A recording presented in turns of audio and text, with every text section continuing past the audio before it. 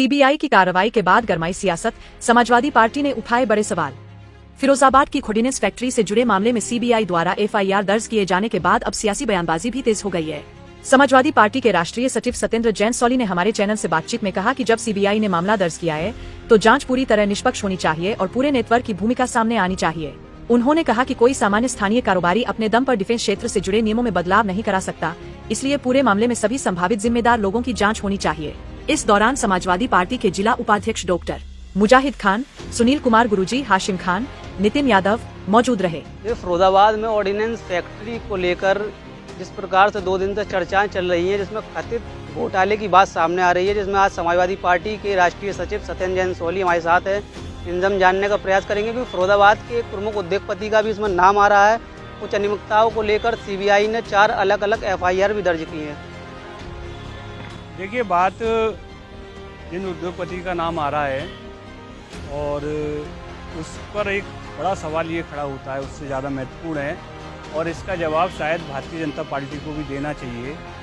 वैसे शहर की जनता इस बात को बहुत अच्छे से जानती है कि जिन उद्योगपति श्री राजकुमार मित्तल जी का नाम इस पूरे उसमें आया है, वो किस सत्ताधारी जनप्रतिनिधि की टीम का हिस्सा हैं, ये भारतीय जनता पार्टी को बताना चाहिए। सामान्यतः कोई भी बिजनेसमैन, व्यापारी क्या इतनी हिम्मत जुटा सकता है कि वो देश के रक्षा विभाग की ज़मीन को कब्जाने का प्रयास करें। सीबीआई ने इस पर एफआईआर दर्ज कराई है। हम उम्मीद करते हैं निष्पक्ष जांच होगी। लेकिन एक बात मैं और जोड़कर इसमें बताना चाहता हूँ कि फिरोजाबाद में आप देख रहे हैं कि कितनी महंगी ज़मीनें हो गई और लगातार इस बात की चर्चा जनता में होती है कि जो ज़मीन फिरोजाबाद के अंदर है, बहुत सारी ज़मीनों को कुछ लोग, जिसको कह सकते हैं एक तरीके का पूरा एक गैंग खड़ा हो गया है राजनीतिक गठजोड़ के कारण,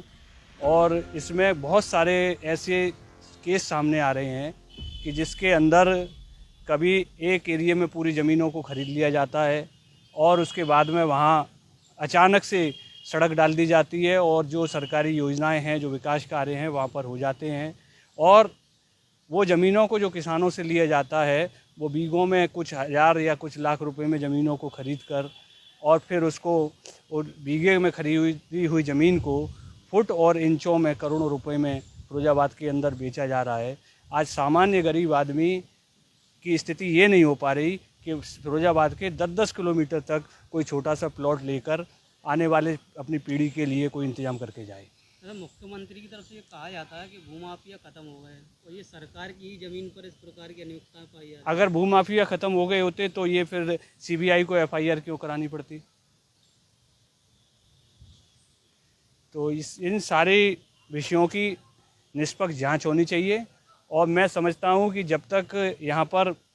ये परिवर्तन नहीं होगा तब तक किसी भी केस में निष्पक्ष जांच होना मुझे संभव दिखाई नहीं देता, क्योंकि ये तो सीबीआई के स्तर का मामला था। इसलिए कि सामान्य बिजनेसमैन की ये हिम्मत नहीं है कि वो देश के रक्षा विभाग की ज़मीन को कब्जाने का प्रयास करे। इसमें निश्चित तौर पर अगर इसकी जांच को जब फैलावट होगी, सीबीआई इस पर जांच करेगी तो बहुत सारी चीज़ें इसमें सामने आएगी और समाजवादी पार्टी इस पूरे